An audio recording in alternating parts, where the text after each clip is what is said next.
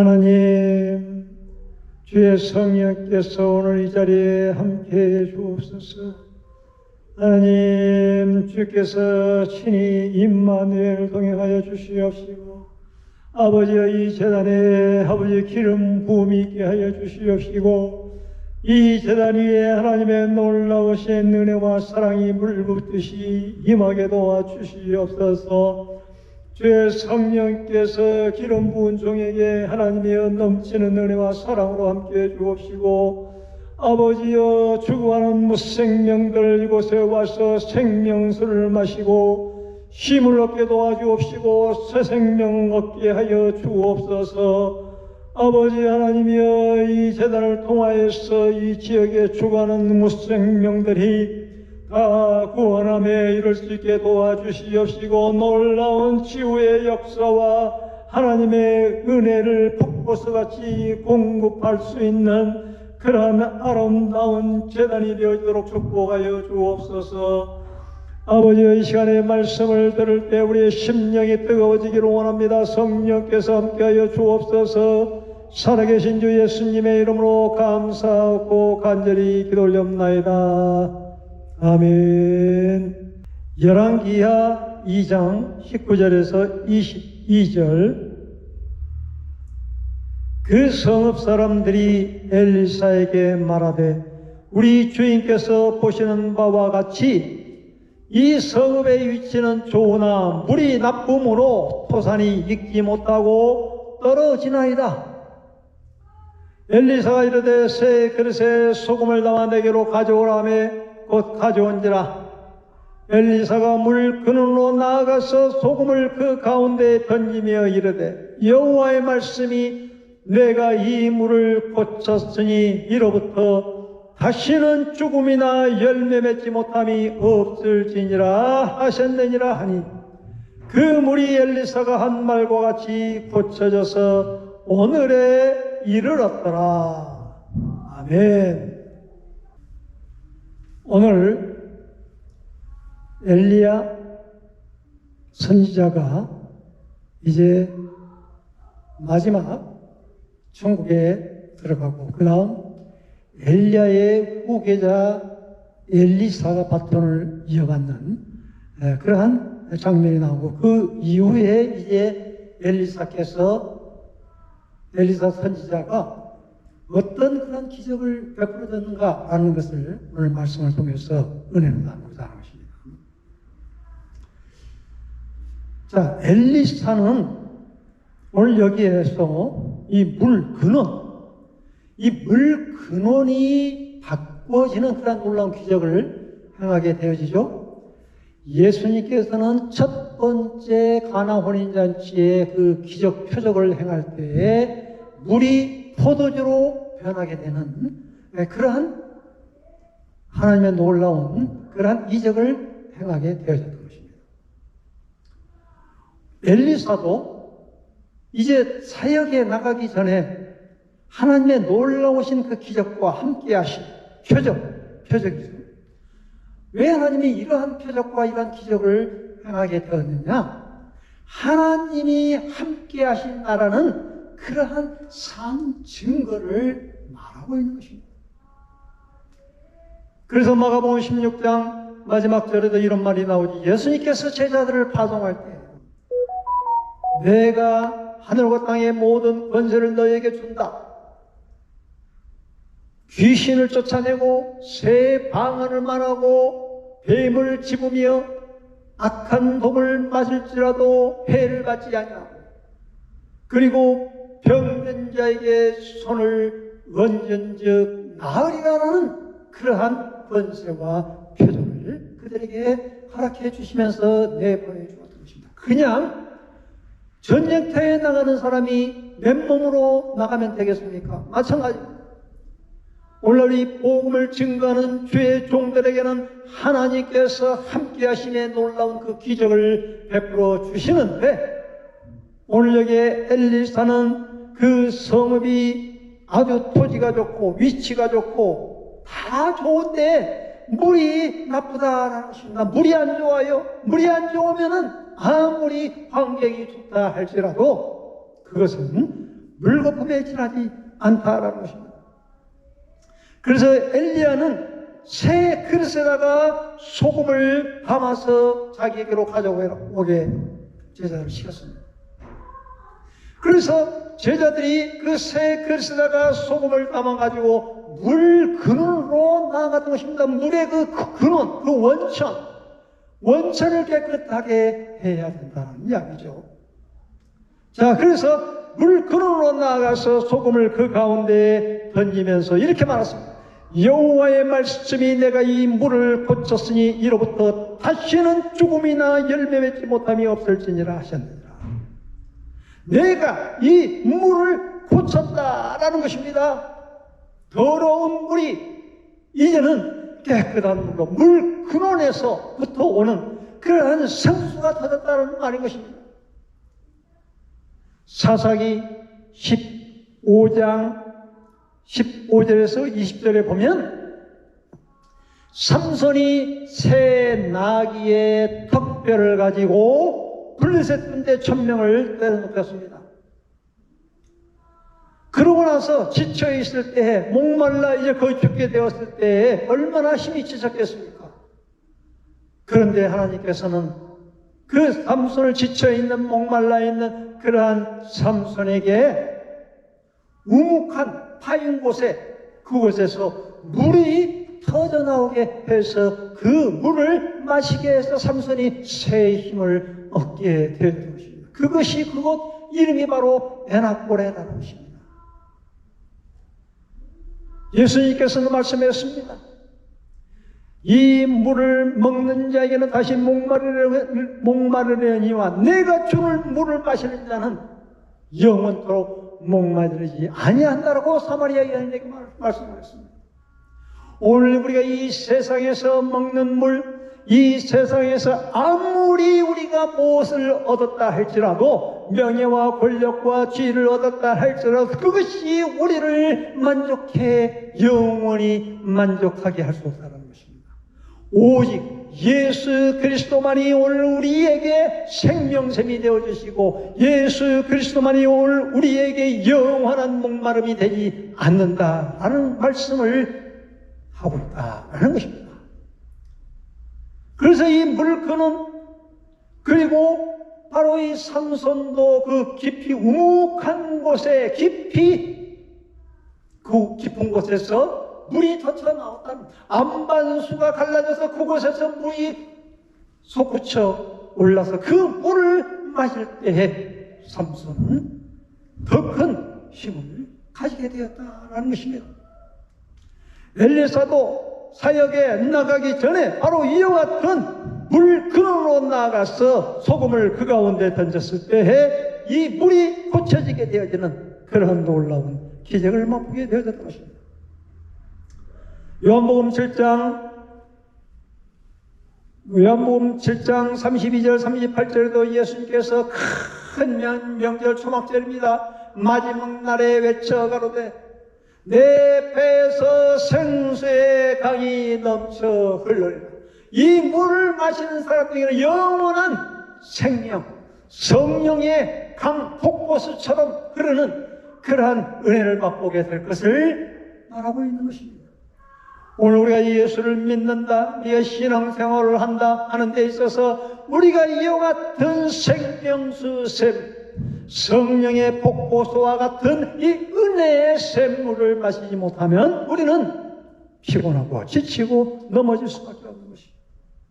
오늘 이 은혜의 샘물, 이 기도체에, 은혜의 샘물, 이 교회의 재단에 바로 이와 같은 놀라운 은혜의 폭포수가 터져 나오기를 간절히 바라는 것입니다. 이곳에서 심호하고 계시는 최종 목사님과 이곳에 들어오는 모든 무생명들마다 강단에서 흐르는 폭포수와 같은 생명생 물을 마심으로 말미암아 영원히 소생이 되고 모든 육체의 병든 자가 이곳에 와서 치료를 받고 모든 인생의 어려움과 모든 고난과 역경과 고민을 가지고 온 그러한 성도들이 이곳에 와서 치료함을 받고 고침받는 그러한 놀라운 복된 은혜의 샘물 재단이 되어지기를 간절히 바라는 것입니다.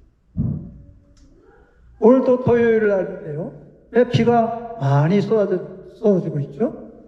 거리로 나가지 못하고 오늘도 이 은혜의 재단에 와서 목사님 또 빌려주셔서 이곳에서 예배와 기도할 수 있는 시간을 갖게 되었습니다. 하나님께서 이 은혜의 샘물 재단에 하나님께서 기웃고 하나님의 큰 영광이 드러나기를 간절히 바라는 것입니다. 그래서 파고 더 파라 깊이 파라 그리할 때에 그 밑에서 안반수에서 깊이 팔 때에 그 안반수에서 터져 나오는 그러한 은혜의 샘물이 터져 나올 때까지 우리는 주님 앞에 무릎 꿇고 기도하면서 우리는 주님의 영광을 위하여서 나아야 될 것입니다. 이 재단이 바로 그와 같은 안반수에서 폭포수와 같이 터져 나오는 샘물의 그런 교회가 되어지시기를 간절히 주님의 이름으로 기원드립니다. 직장을 다니는 그러한 사람들이 있습니까? 힘들죠? 지금은 그 직장 다니는 사람들이 그 근로계약서를 하는 데 있어서 그 근로계약서가 노예계약서라고 그래요. 사장은 어떻게 해서라도 종처럼 노예처럼 부려먹어서 생산량을 늘리려고 할 것이고 그 직원들은 전혀 자기의 몸을 상관하지 아니하고 그 사장의 눈치만 보고 일할 수밖에 없는 것입니다.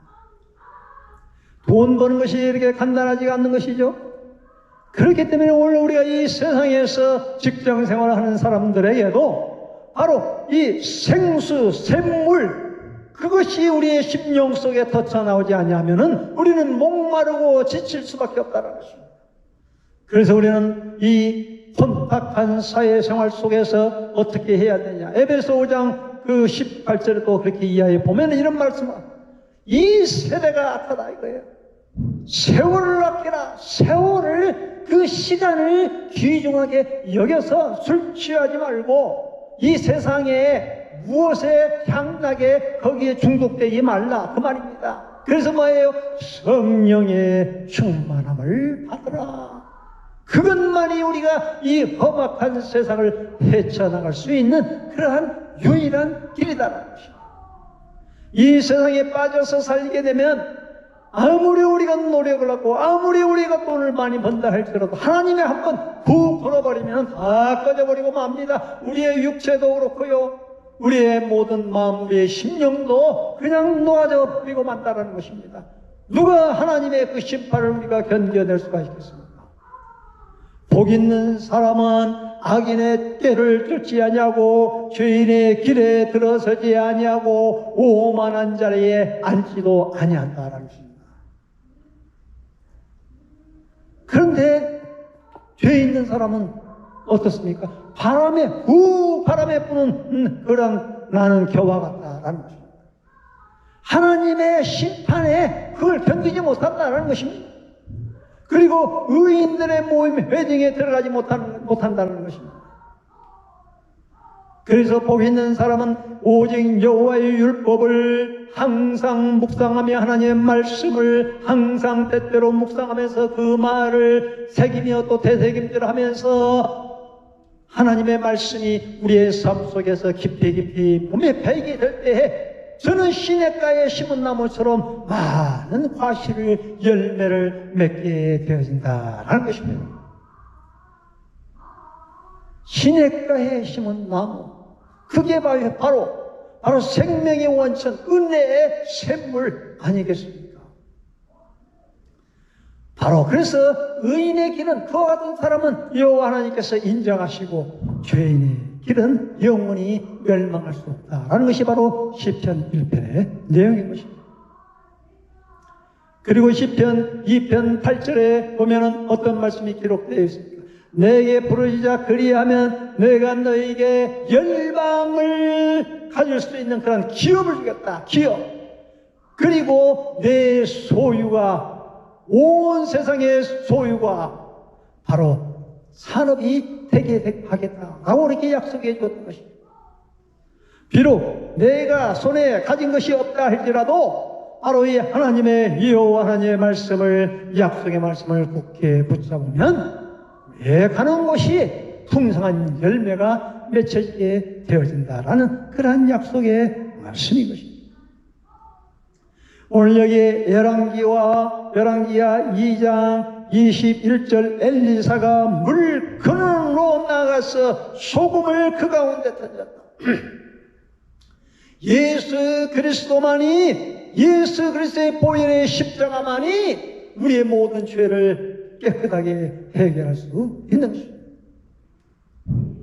그럴 때 물 근원에서 터져 나오는 그러한 물을 고쳤다는, 우리의 병을 고치는 것뿐만 아니라 물도 고친다는, 더러운 물, 오염된 물, 이 세상의 악한 물, 독한 물, 이것을 바로 예수 그리스도의 생명의 피로 우리는 바꿔지게 할 수 있는 그런 것이 바로 교회의 사명이요 교회의 역할이다라는 것입니다. 사사기서에도 그 15장에도 삼손이 그 나귀의 새 낙타 뼈로 흑암의 권세, 사단의 권세, 지금으로 말하면 흑암의 권세, 사단의 권세를 다 무너뜨렸죠. 영적인 싸움에서 지쳐있을 때 그 깊이 우묵한 곳에서 터져나오는 그러한 샘. 우리는 하나님의 말씀을 읽을 때에도 더 깊이 더 묵상해야 될 것입니다. 기도도 우리가 더 하나님 앞에 더 간절하게 기도하고 하나님께 말씀을 묵상하면서 하나님 앞에 간절하게 우리는 부르짖어야 할 것입니다. 요즘은 무릎 꿇고 기도할 수 있는 그러한 장소가 별로 없는 거예요. 옛날엔 다 마룻바닥에 앉아서 무릎 꿇고 우리는 저는 어렸을 때 기도했고, 지금도 저는 그러한 산 속에서 무릎 꿇고 아침에 항상 기도하고 있어요. 하나님께서 우리의 기도의 내용도 그렇고 하나님의 말씀을 묵상하는 것도 그렇고 찬송하는 것도 그렇고 깊이 있는 하나님의 말씀과 연관되어질 수 있는 그러한 은혜로 우리는 나아가야 될 것입니다. 그래서 우리의 삶 속에서, 우리의 삶의 그 밑바닥에서부터, 그런 그 근원에서부터 흘러나오는 것이 세상의 썩은 냄새가 아니라 생명, 예수 그리스도의, 툭 치면 예수 그리스도의 향기가 나오는 그러한 영원한 은혜의 샘물가 곁으로 나아갈 수 있는 우리 모두가 되어주시길 간절히 주님의 이름으로 기원드리는 것입니다. 기도하겠습니다. 살아계신 주님 감사합니다. 이 은혜의 샘물 재단에 하나님의 넘치는 은혜의 벚꽃을 쏟아부어 주시옵소서.